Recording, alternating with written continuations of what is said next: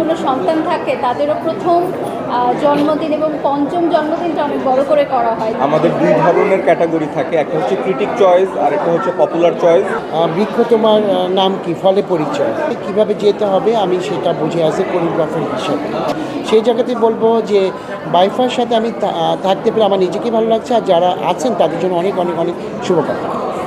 আসলে কি কোন জায়গাটায় কীভাবে যেতে হবে আমি সেটা বুঝে আসি কোরিওগ্রাফার হিসাবে। কারণ আমি চিন্তা করি আজকে আমি এই জায়গাটায় যাব, একটা এই কাপড়টা পরবো, ওই চিন্তা করে জায়গা বিশেষ আমি কাপড় পরি বা পরাই, মডেলদের বলেন বা নায়িকাদের বলেন বা কোনো অ্যাওয়ার্ড শো বলেন বা ওপেনিং বলেন, জায়গা বুঝে কোন জায়গায় আমি যাচ্ছি সেই জায়গা বুঝে আমি কাপড় পরতে পারি, মডেলদের বলেন বা নায়িকাদের বলেন, ওইভাবেই মেনটেন করি। আমি কোনো কিছুই নিচ্ছি না, কারণ আমার বৃক্ষ তোমার নাম কি, ফলে পরিচয়। আমি গৌতম শাহ হয়েছে বলেই তো আপনি দুটো কথা বলতে পারছেন। আজকে গৌতম শাহকে এই জায়গায় নিয়ে আসছেন কেন? আজকে আপনি আমাকে ভালোবাসেন বলে কি একটা ইন্টারভিউ নিতে, দাদা একটা ইন্টারভিউ আমাকে দেন। তা আমি যদি গৌতম শাহ না হতো আপনি আমাকে ডাকতেন, নিতেন? তাহলে আর তর্কের কথা বলছি, যদি আমি তর্কে যাই কথা বাড়বে, কমবে না, তাই না? আমি আমি দেখতেছি যে ওখানে কথা বাড়ছে, আমি ওকে যাব না, চেপে যাব। আমি এই টাইপের শিখিয়েছে যে তর্কে যাবা না, তুমি ধরে নিবা তোমার দোষ। আমার বাবা বলে গেছেন, যদি আমার বাবা নেই, বলেছেন যে যদি মনে করো যে তার দোষ, তুমি চেপে যাবা, দোষটা নিজে ঘাড়ে নিবা, তাহলে দেখবো সমাধান সব শেষ। কথা বললে কথা বাড়বে, সেটা আমি চাই। আমি খুব সিম্পল একটা মানুষ, সিম্পলভাবে থাকতে চাই, কাজ করি, বাসায় যাই, বাসা থেকে সব কিছু। আপনি তো সবসময় দেখেন আমি বাচ্চা কাচ্চা ফ্যামিলি খাওয়া দাওয়া, আমার শুটিং না থাকলে আমি রান্না বান্না এই খাওয়া দাওয়া করছি।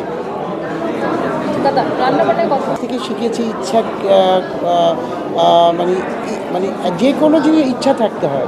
আমার ইচ্ছা ছিল, সেই জায়গা থেকে আমি করতে পেরেছি। আমার মা যখন রান্না করতে আমি দেখতাম, ওইখান থেকে শেখা আর কি আমার। বাইফাতে হচ্ছে আমাদের দুই ধরনের ক্যাটাগরি থাকে, একটা হচ্ছে ক্রিটিক চয়েস আর একটা হচ্ছে পপুলার চয়েস। সো আজকে আপনারা ক্রিটিকদেরকে দেখেছেন যারা জুরি বোর্ডে আছে, তারা অলরেডি ক্রিটিক সিলেকশনের মাধ্যমে আর্টিস্ট শর্টলিস্ট করে ফেলেছে।